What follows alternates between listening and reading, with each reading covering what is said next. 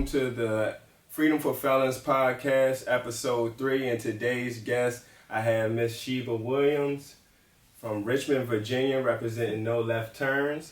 And then I got Mr. Harold Folley, community organizer with Legal Aid Justice Center here in Charlottesville, Virginia. And today we want to talk to y'all about a very important matter, and that is expungement. We are a fraction of the Expungement Council, and so I'd like to get started introducing the guests to the audience. And Ms. Sheba, if you could go first. Yes, my name is Sheba Williams. I am the founder and executive director of Nolefturns. We are a reentry and pretrial support services organization that kind of works statewide, but we are based in Richmond, Virginia. We specifically were working with people who are released from Department of Corrections, and in 2020, when COVID happened, we started working with people who were in pretrial support, trying to make sure that as few people as possible were incarcerated. Dope. Earl Folley, born and raised in Charlottesville. I'm with the LA Legal Aid Justice Center. And what I do, I work with the Civil Rights and Racial Justice Program, and I work on mostly police accountability, but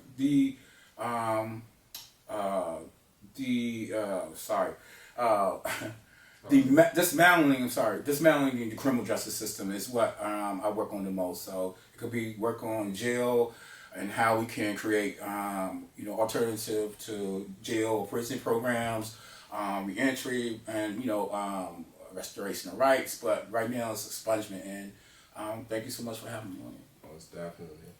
So we probably just get into how you got started first in this expungement and just the General Assembly. I know you know a lot about the General Assembly, been fighting for years, advocating for us. And if you could just tell the folks a little bit of your journey, I think it's very important to highlight all the good work that you've done. All right, so I was wrongfully convicted of a crime in 2004, and my family has always been kind of impacted by incarceration. My dad did 19 and a half years. My husband was incarcerated at the age of 15 and tried as an adult and sentenced to 74 years. He ultimately did some appeals of some of his charges and came home after 10 years. When he was first released, he got in trouble again and went back and did 8.5 more years. So by the time he was 36, he had done more time in prison than out. He had given more time to a number in Department of Corrections than he had spent on the street. But March 13th of this year made 10 years since he's been released. So in 2012, I returned home to Richmond from Norfolk. I had gone back to school with 3 kids under the age of 5. Yeah, I was probably crazy, but had to get it done. And my sister had been wrongfully arrested for a crime, and we had gone through paying for an attorney. We had spent the time that she spent in jail. She had spent like 6 months in jail. I had custody of her kids. We had done all this stuff. And at 3 o'clock in the morning, she was acquitted of what she was charged with. After that, she was putting in applications and doing different things, and this offense kept coming up on her record. So we were like, all right, she got acquitted, found not guilty. Why is this thing still showing up on her Virginia State background check? It turns out that in Virginia, even if you are not convicted of a crime, you have to go to the court, pay $98 per charge, be fingerprinted at Virginia State Police or a police station, pay the $15 processing fee to have the Commonwealth attorney come to court and say whether or not they approve of something being removed from your record, even if you were found not guilty. They still have the authority to come in and say, I don't think that this should be removed from your record. So that's how I really got involved in expungement work. There was never a process for people who had convictions to remove things from their record until 2021. So every time we would put in and fight for a bill in the General Assembly from the past decade up until 2021, they would send it to study. They would send it to the Virginia Crime Commission for study and say, oh, we got to figure out how we're going to do this, blah, blah, blah. In 2020, with the racial uprisings and the COVID pandemic, the state and our legislators did a special session and said, now is the time, 1, for cannabis legalization, and 2, for record sealing. I got involved in cannabis because Governor Northam at the time put $25 million in the cannabis legalization bill for record sealing. It was expungement then, but it turned to record sealing. Touch on that. A little over almost 2 years ago, ourselves got together, small group, had never met in person, most of us, and we created the Virginia Expungement Council. It is probably about 90% of directly impacted people, formerly incarcerated people, and people who are interested in making sure that people pay for their crime once. And I'll pass it to him. Wow. So, like most folks who is in the Expungement Council, I did a bid in prison, got out, tried to get a job. There was no one who wanted to hire someone who had just got out. And so I had problems with the box. So what the box is, and folks who are like former incarcerated know, is that box where you have to check and say, yes, I have committed a crime. And so, it was years in the making of me being where I'm at now. And what I do now is I am an organizer, so I go talk to folks. And most folks I talk to who are former incarcerated always say, hey, I try to get this job or I try to get this apartment and I can't get the apartment because I committed something 10 years ago, right? And I believe, people, you do your crime, you do your time, but damn, you shouldn't have to worry about it for the rest of your life. And so one of the things I was so happy about, LAJC did listening sessions. In that listening sessions, folks was talking about how they're being unfairly treated by their records they had 10 years ago, right? And so what we did was we convened and we came together and we worked on the Expungement Council. And the Expungement Council, I tell you the truth, is one of those organic things that you don't see happen too often, right?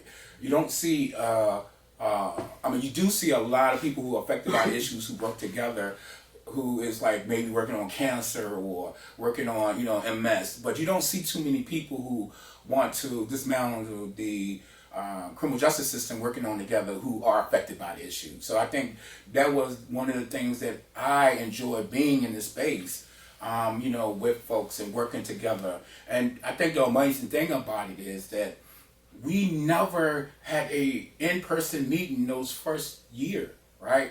All this organizing happened on Zoom. And when I say Zoom, meetings with legislators. And so, that's a little bit about it. But I'm going to pass it back to Whitmore because we got so much to talk about, and I don't want to water down with what I have to say. Most definitely. Appreciate y'all, man. I got into expungement basically because of all of the barriers, like everyone else. I have lived experience myself, of course. But I started with Home to Hope is how I really got into the criminal justice reform, I say.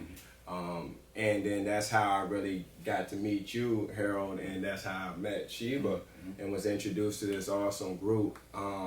So that's really how I got involved. Just listening to you and all of that knowledge that you guys had, and as soon as I heard it and I started, putting the dots together, I said, we gotta let everybody needs to be informed and educated about this, and I knew it was so much to it that it was gonna be a long process. Like you said, it's a marathon, you know what I mean?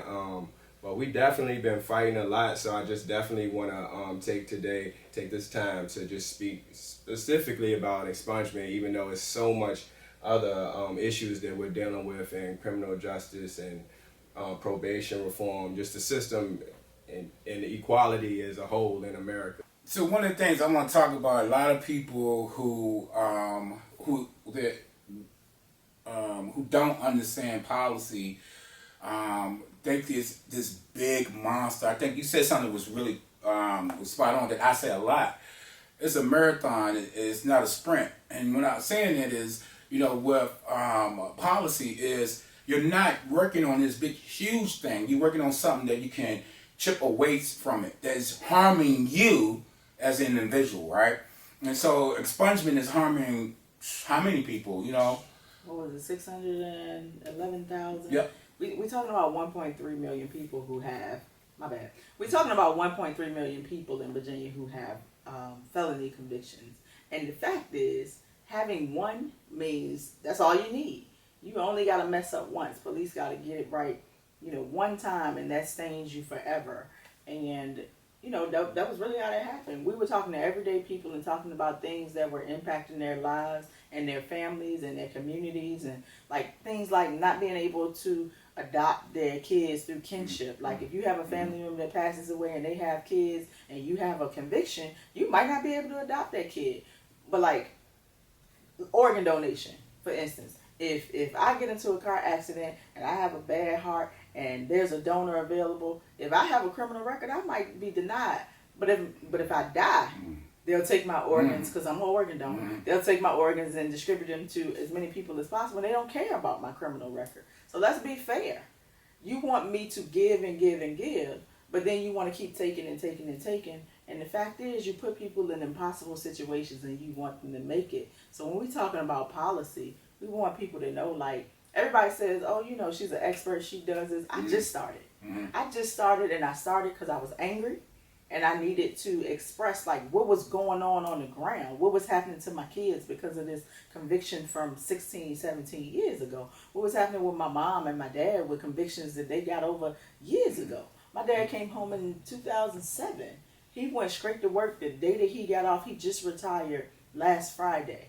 He is as dedicated as it's going to be, and he's never gotten in trouble again. But, like, we're going to talk about policy. Let's talk about crack cocaine versus powder cocaine. In that era when there was the war on drugs, and my parents were super thugs if they were addicted to cocaine. But if you're addicted to opioids now, it is a health crisis, and you deserve all of the support. And I agree with that. But don't make it a different thing when it's a different substance. Because when the legal industry is pushing out these opioids and things, they're getting money and they're generating revenue, and they never would go to jail for it.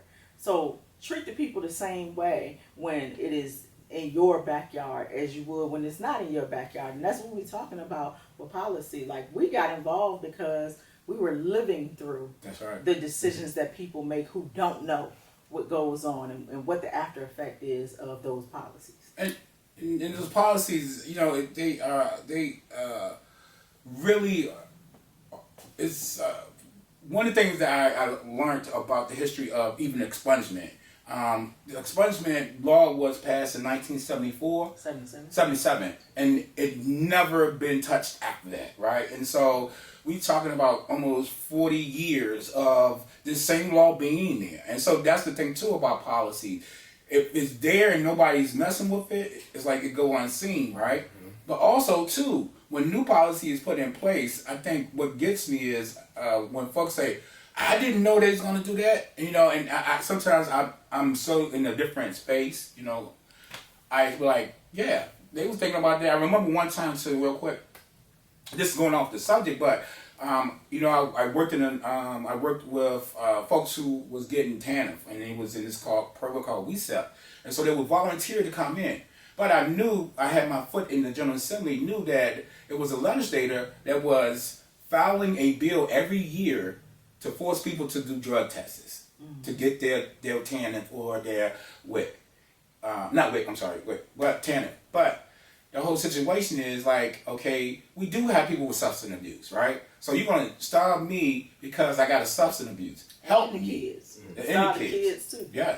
Yeah, definitely. I just want to say, like, why it's so important, like, we are urging everybody, because we got this bill, we pushed for this bill to get passed, let me say that, but it doesn't even come into effect until 2025. We got people dying, literally dying every day, so we gotta keep, I can't even say we got our foot on their neck, because I know they got theirs on ours, but at the end of the day, that's really what we have to do, and just educate everybody. Like I said, when I came in, I didn't know what to say, especially getting in front of these, legislators that tell us that we have to crawl before we walk and stuff like that, when at the end of the day, they're human just like me. They probably, the only difference is they probably didn't get caught. You know what I mean? That's right. And so it's just crazy. Let's educate them on expungement versus the record sealing too, because they got a lot of trickery in that too. Wordplay. That's what they do best.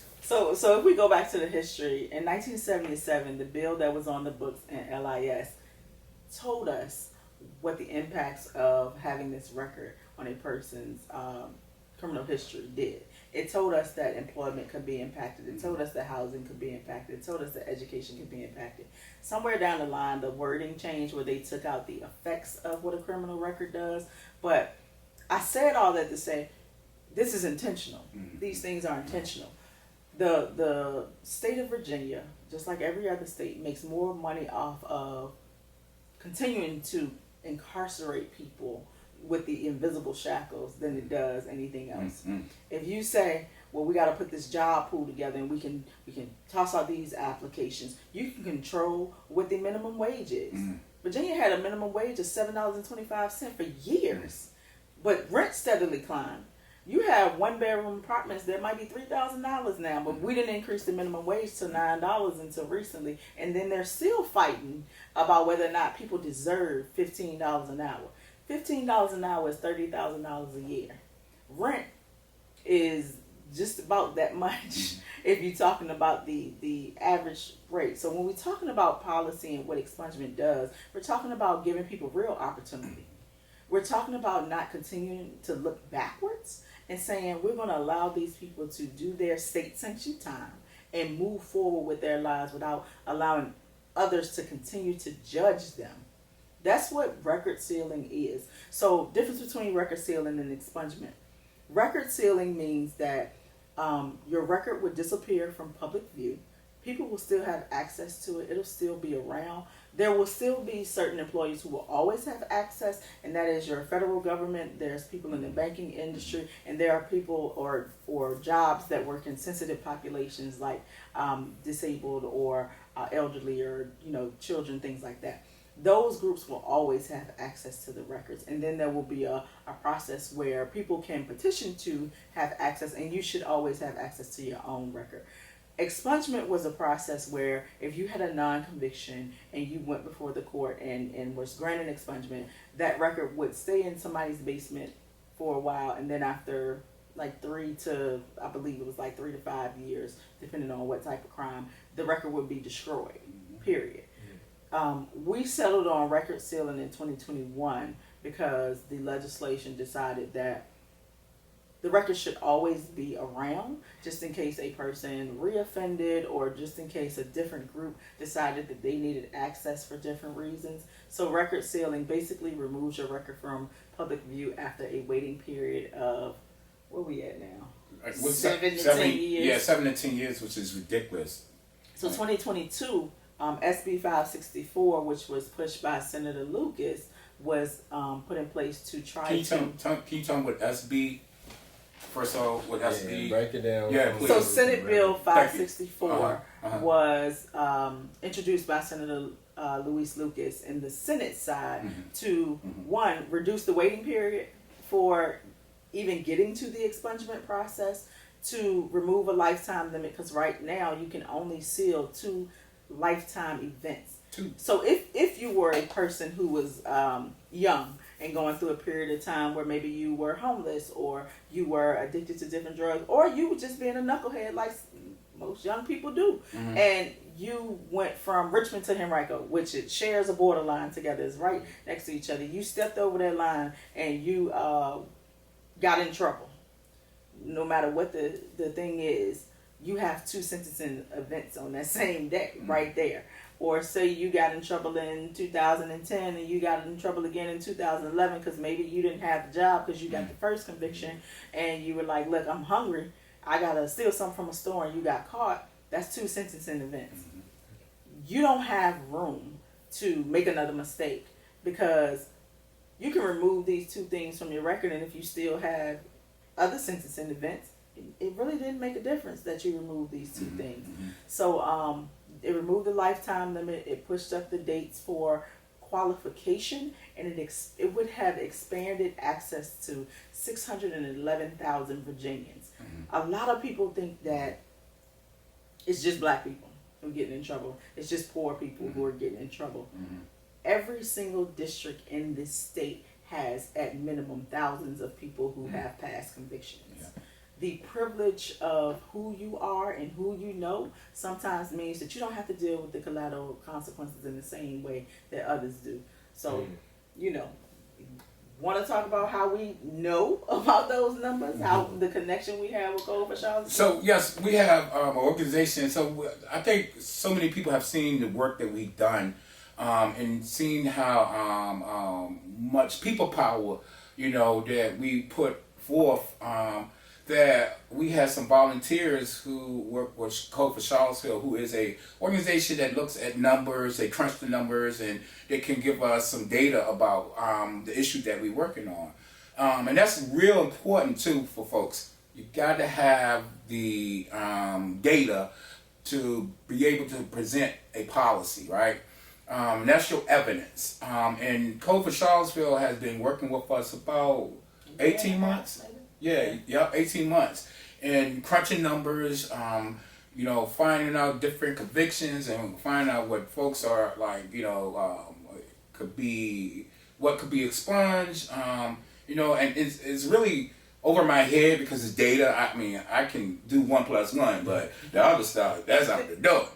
But the good thing about it is they provide us with this data that we can use to, you know, have a conversation with people. You know, it's not only about the policies too, right? But it's also about educating the community, right? And one thing for sure we're going to be doing is coming out into the community to talk about expungement, to talk about what happened.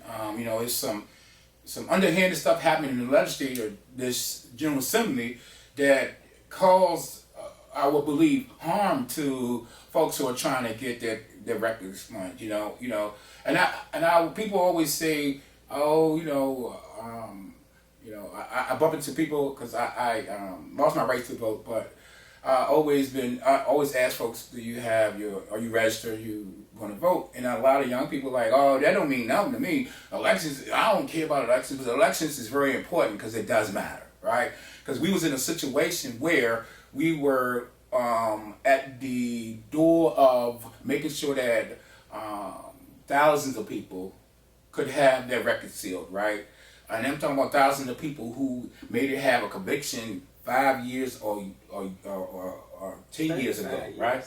Yeah, and so what happened is the election happened, and then, you know, some people in the General Assembly was upset that all this criminal justice stuff was happening, right? And so we went from offense to defense at the Expungement Council, because we had to make sure we was defending those bills, right? That we, you know, organized around, you know, Whitmore, he said, you know, and testify about, you know, gave a testimony about Sheba. You know, we put in a lot of skin. And so it was really at a point at the Expungement Council, like, this is not right, right? But, you know, we wiped our wounds off and we kept going. And so where we at now is the data that is there available. We are actually making some handbills, that old school handbills. I got some handbills. You know what I want to touch on though is how they didn't show up and how that makes us, how that, you know, sets with us and what sets with you. How did you feel about them not showing up for the bill? You know, it is the General Assembly is a theater, you know. Court is theater. If you look at court, you know, you had the, you know, the stage up there, the judge up there, you know, the whatever. And so it was some theater stuff that happened, right? And it's unfortunate it happened on the backs of people who really need the help, right? And it was some things that happened that is like, if I could talk to you about it, you wouldn't understand it, because, you know, the General Assembly is, you know, Quid pro quid. There you go. Yeah. Quid pro quid. Yeah. It's transactional. Yeah. And it's two parts to it. Yeah, exactly. So let's talk about it. The first thing is elections have consequences. That's right. We have to know that who we're voting in has to be a voice for all of us. Mm-hmm. And if they don't relate, if they don't agree, and we being all the way honest, taking the gloves off, if we're just being vindictive because we've been in a minority for a few years, then things happen. A lot of things were being fought against and rolled back for the progress that was made in 2021. And that played a big part in this year's General Assembly. So, talking about not showing up. Mm-hmm. So there's two things. Our representative who carried the bill did not show up in the subcommittee on almost the last day to present the bill because she knew that it would be killed, ceremoniously killed. And a lot of people were at the point where they were frustrated and tired of being treated as if their voice didn't matter. So the first thing is the representative who carried the bill did not show up to present it because she knew with no doubt that it would be killed because everything criminal justice related was gently laid on the table, and that means that a bill essentially dies. The second part is, even though the legislator did not show up to present the bill, there have been times when a legislator could not be available and someone else would present. As a matter of fact, the bill that was right before that was presented on behalf of a legislator that was not there. So it's not impossible to not do this. But the thing that a lot of people didn't see is there were a dozen of us who were online ready to defend this bill and that's present. what I wanted to touch and we on. weren't given the opportunity to. So I just want to touch on words. Like, words matter. When we talking about people who are directly impacted, we talk about how we present to them and how information is relayed to others. We are people first. But what I really want to touch on is how our words are being used to misconstrue the conversation. I saw the other day somebody was talking about how they believe in second chances. So you hear these words, but you got to watch the actions. The same people who say they believe in second chances and blame the failure of a lot of the bills and the failure of the parole board being placed and put in place and allowing people to come home came from people who blocked the right to vote for people who had done their time, who blocked the record sealing bill, who blocked the second look bill, who blocked the opportunity for people to work. We're talking about legislators. We're talking about legislators directly. Yeah. We take it to their door. Let's be clear. But as a person, as a resident of this great commonwealth, I want you all to be mindful of where you get your information from and what is true. Listen to the words, but look for the action behind the words, because there's a war going on right now between the two parties. And I hate the two-party system. I hate that we have to go by majority and we can't go by who people want to be in position to represent them, because they are utilizing our talking points to say that they are the party for the people, but their actions are not matching their words. So I need you all to be mindful and do your own research. Get in touch with people who are really doing the work, and to connect with the Expungement Council. We are looking for people to get involved and join us. Yeah, words matter a whole lot when in the state of Virginia, because if you're not paying attention, you think something that's good for you is really bad for you, right? I had so many people when I say Virginia's a right to work state, call me and say, "Hey, Earl, I got fired because my record came back from 2 years ago, and I thought Virginia was a right to work state." And I had to tell them, right to work means you don't have the rights in Virginia, right? And so wordplay is very, it's been one of the things that Virginia does well. And when I say Virginia, a lot of people say the system is broken. System is working just out. That's fine. It's chuckling along, right? We got to be the ones that throw the monkey wrench in the system, and that's what we do. That's what we try to do. So, we need people. We need people to connect with us.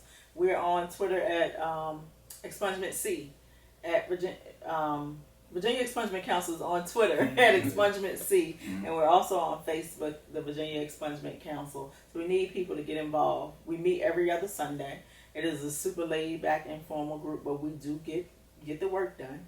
We assign tasks. We make sure that things happen. We rally. We meet with legislators. The plan is to meet with legislators year round. The plan is to meet with community members year round, because we have to be the voice that educates legislators sometimes. So get involved. Get engaged. We are passionate about this. We are passionate about, and I'll tell a story before we wrap this up. Whitmore and I were fighting for expungement. And initially, the bill that came out of the House side from Leader Charnel Herring, we wouldn't have qualified for. We fought anyway because we knew that we had to start somewhere.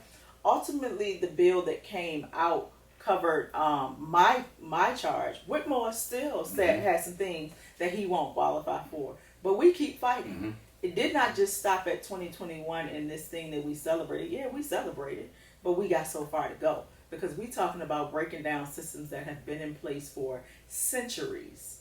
And I say this all the time. Slavery by another name is mass incarceration in these carceral systems. They have been put in place for people to benefit financially, emotionally, and mentally for centuries. What we're trying to do is something that is new, and fighting back and pushing back against a system that is meant to oppress so many people will take a whole lot of people stepping up and talking about what they've been through. You are that person. So join us wherever you're comfortable, and we will connect with you and try to bring you in to fight this fight with us. Yep.